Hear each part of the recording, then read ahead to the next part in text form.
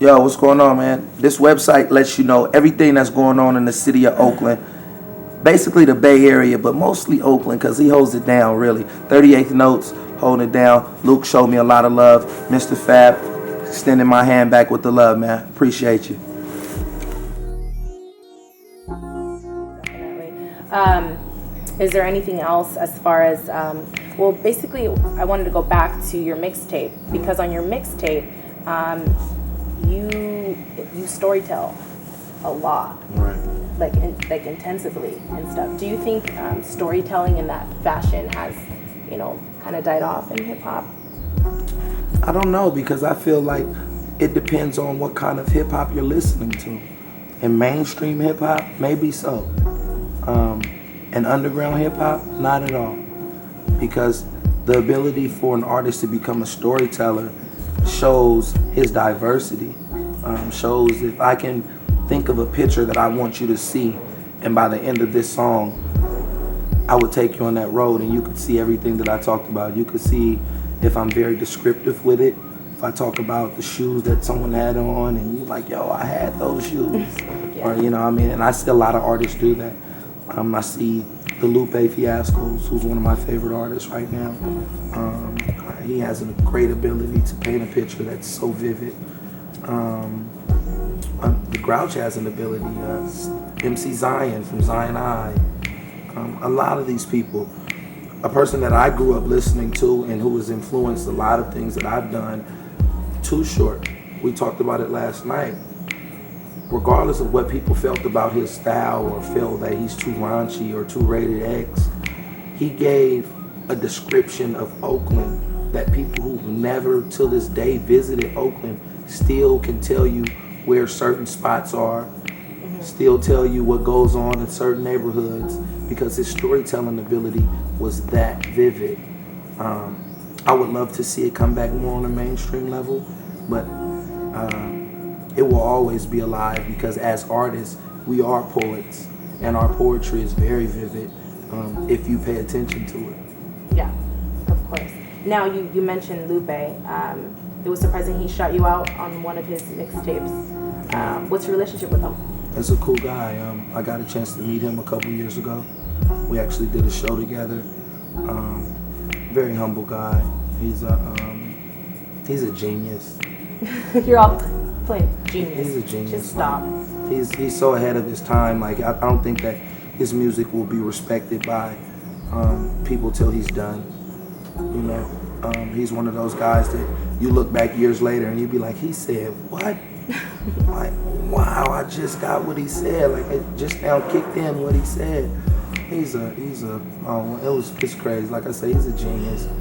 His lyrical ability is so ahead of the times right now that we're living in. Like he should have been born in the early his rap. He should have came out in like the early '90s where you got respected for being that dope. Yeah. When it comes to lyrics, him shouting me out was basically. It was more shocking to other people because they was like, how does Lupe know Mr. Fab? Like, my ability to network, there aren't any parentheses that keep me within a box of genre of music or demographical biasness. So I'm able to go out and network with a lot of artists, from some of the top artists in the game. Like earlier this year, Kanye put me on his mixtape, which was like it was pretty amazing because I was like, that's Ye. Wayne brought me out on stage at Concord when they did a show. So I get embraced by a lot of the big artists in the industry, and like I say, it's humbling and it continues to make me want to continue to push forward and keep making good music because I see that the people that need to recognize me and that I feel as my peers and colleagues, they're embracing me. It's just for the general public to realize it. So what else do you have going? I know you have your tour right now, but what else do you have in the pipeline? In the pipeline is finishing my album, which is like 3 years in the making. And the reason why it's taking so long is because, like I said earlier, I've been growing a lot. I felt like if I would do these songs, it wouldn't be a perfect representation of where I am today, of what I feel and what I represent. some of the songs that I probably would have released on the album if I would have released it earlier. So now the cultivation of this album is called The Bus Ride. I look at the bus ride as a journey in life. I think that your life is a bus ride. When it starts, that's when your ride starts. When it stops, you get off the bus and someone else gets on. They just take your spot in this life. There's nothing really new. It's just, you may did it different, but it's the same thing. You're saying the same thing. And this album is basically everything that is making me who I am today. My losses, my failures, my success, and my perception of what success is. Everything that I've learned and everything that I yearn to learn, and it's going to show people that nothing is perfect, but if you can accept me and my imperfections, you will begin to love me, because I'm just a simple man that steal words from my big brother Grouch. And although you see the chain and you see the jewelry, or you may hear the flamboyantness sometimes, that's a facade, and it's basically my guard up. Because when you get a chance to see me and get a chance to know me, I'm far more than that, and that's what this album will reveal. It will reveal a different side of me. It will reveal a more passionate side. Some would say a softer side, but it is what it is. I want to be 100% honest with the fans that go out their way to support good music and good artists. Do you have an expected release date, or you're just kind of just working hopefully it out? Hopefully April. I think the two projects that I have before them, I'm doing a Gangsta Grills. That's what DJ Drama has a line of mixtape that he does called Gangsta Grills. Like Drake has had a Gangsta Grill, Lil Wayne blew up off his Gangsta Grills, Jeezy as well, so on and so forth. He's one of the most influential DJs in the game right now. If you have DJ Drama co-signing you, it's legit. That's like Jim Barnett saying. That's official, basically. Yeah, we're official. We're good. Yeah. And that's what it's about. He's co-signing the mixtape.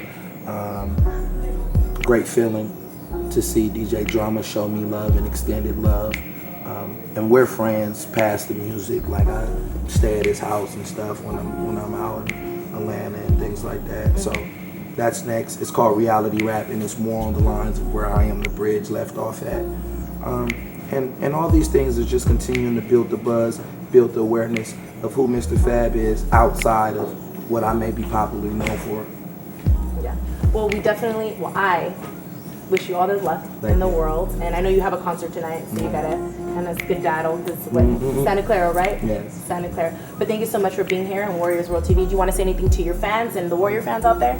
Warriors fans, no matter how many losses that we take and losses that we take, how many losses we take, let's continue to be warriors, be champions. To the players on the team, you playing for a community in the city. You're not just playing for a paycheck.